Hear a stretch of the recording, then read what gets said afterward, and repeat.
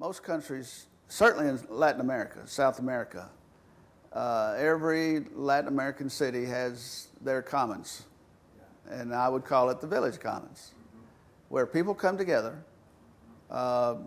understand each other, communicate with each other, learn about each other, and then it becomes more of a community support kind of effort. We had that in many ways in our early history, I think, with the United States. But as we have put together our suburban environments where people moved out, and the Walmarts and the Targets and the major stores became prevalent, well, then we have lost a lot of that very important community effort that we all need to be involved with. So that's where our name came from, because we think it's important that we recognize the commons, that we work together to put together communities that are collaborative, that support each other, that go across all cultural, racial, class lines, and that we find ways to work with each other, support each other. I don't think it's adequate just to give a meal at the end of the year. There's nothing wrong with feeding folks, but we need to be involved with folks throughout the year in terms of finding ways that we can work together to solve common problems so that everybody enjoys reasonable quality of life. And I think if we do that well, then it will take away a lot of folks' need to take advantage of free things, because I think it will bring us together more often in terms of supporting each other. For example, the garden movement, garden activities, which we think is very important. And last week, we had a celebration at Hoover, the Hoover Garden, and we celebrated the fact that we now have that house that we've put together where we can do teaching out of that house, coordinating of activities. We celebrated the fact that we have a number of our community folks involved in the garden. But we had a big fish fry and had a great response, a very good feel to it. It was just it was kind of a wonderful experience for the community.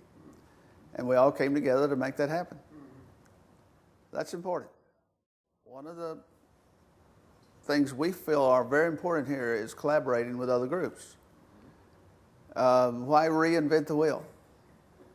And so we really, right now, we're running on a budget without any grant funding. So we have enough donation support coming in that we pay our basic bills. We have no paid personnel besides Sally, and that's just a part-time job. And so we are doing everything we're doing without any grant funding currently. Now, it would be nice to have some more funding from time to time. There's no doubt about it. But I don't want the funding to interfere with our creative aspects of putting opportunities together to be a part of the community and serve the community in different ways. And so far, I think we've been very successful with that. We have a whole series of workshops that we're planning and working on. Some of them have to do with urban gardening, but a lot of them have to do with what we would call the Healthy Community Initiative that we're working on. We're real happy with that. We feel like it's not moving as fast as we would like for it at times, but I kind of feel about that like I do building rock walls. You can only build them one rock at a time. And so, and the model that we're putting together, I think, is beginning to come together, and it's very diverse. It's going to be very comprehensive. We're not going after the more expensive items that folks have to do in order to make adjustments in their homes. we're going after what I would call the low-hanging fruit. And if you do a serious audit of a community home, and I'm talking about any of our homes, about 60% of the things that you find are things that by working together we can solve and we can help and we can come up with solutions to support that. Now that other 40% are issues that you have to have funding in order to make that happen. There is funding available today. So I think part of our job is to find the 60% that we feel like we can support and help make changes. Then help the homeowner to find ways to help take care of that 40%. We don't have the funding ourselves, but there's funding out there. And so if we've got good information, then in many cases we can help them find adequate funding to make those major changes. But in a community that's taking care of the 60%, then that means a lot more quality living for a lot of folks. And if we can get folks doing it, working together to make that happen. And I give, a good example. If you've got a pretty tough little problem at your home and you've got to do it yourself, sometimes it's hard to find the energy, the enthusiasm, all those kind of things. But if you've got a group of folks to work with, you're going to always have one or two in that group that they know how to make that easier.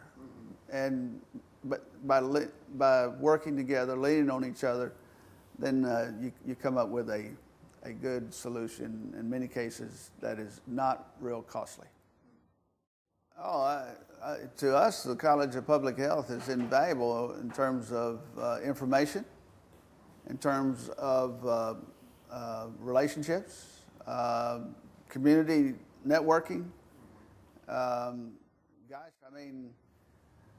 Felicia Ferguson is on our board, and she works directly in the lead-based issues and problems for the College of Public Health. Her information base has just been invaluable to our committee. So, and she's got ideas, she's got thoughts. She's a good control person in the sense, well, here's an idea in terms of how we can make this happen. We don't need to go here because this is not something that we can actually accomplish or achieve. So what I have found is that in general, the College of Public Health folks are involved in the community as well. What I think it does, I think it increases our chance for success tremendously to have that expertise, that level of expertise involved with our committees. And again, it's one of those collaborative kinds of things that we think if we have to get out here and try to find out all this information that we want to try to find out and do all the research, if it's already been done, then that makes life a little easier for all of us.